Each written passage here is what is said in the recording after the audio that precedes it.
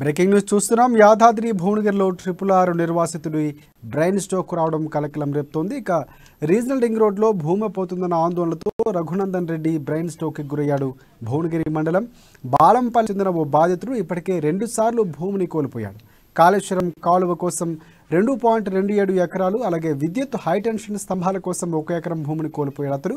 తాజాగా మరోసారి RRRలో భాగంగా 3 ఎకరాల భూమి కోల్పోతున్నాడు. దీంతో బతుకు తెరువు ఎలా అనే ఆందోళన చెంది అస్వస్థతకు గురైనట్లు కుటుంబ సభ్యులు ఆరోపిస్తున్నారు. ప్రస్తుతం హైదరాబాద్లోని ఓ ప్రైవేట్ ఆసుపత్రిలో ఐసీయూలో బాధితుడు చికిత్స పొందుతున్నాడు. తమను ఆదుకోవాలని ఇక ఆమె కూతురు సౌమ్య కోరుకుంటోంది.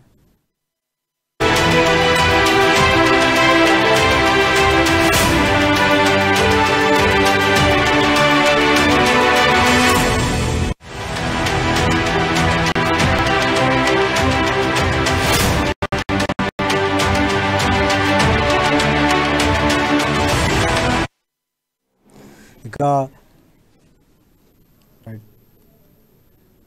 RRRలో భూమి కోల్పోతున్నట్లు ఒక బాధితుడు హఠాత్తు అస్వస్థకు గురయ్యారు. దీనికి సంబంధించి మరింత సమాచారం మా ప్రతినిధి కిరణ్ అందిస్తారు. కిరణ్, చెప్పండి. గత కొద్ది రోజులుగా నల్గొండ జిల్లా మీదుగా వెళ్తున్నటువంటి RRR యొక్క భూ నిర్వాసిత బాధితులు గత కొద్ది రోజులుగా ఉమ్మడి నల్గొండ జిల్లా వ్యాప్తంగా నిరసన వ్యక్తం చేస్తున్నారు. ముఖ్యంగా యాదాద్రి భువనగిరి జిల్లాలోని పలు మండలాల మీదుగా యొక్క RRR పోతున్నది.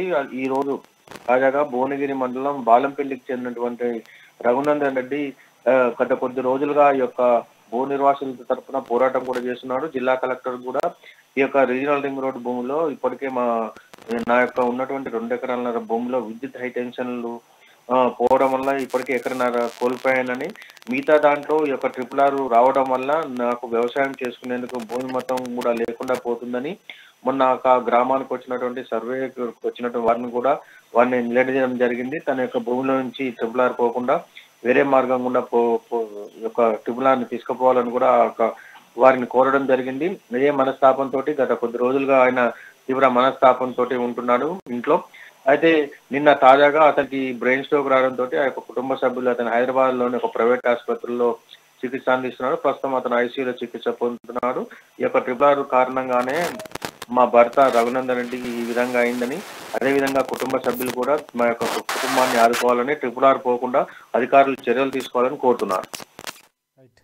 Thanks for updates Kiran.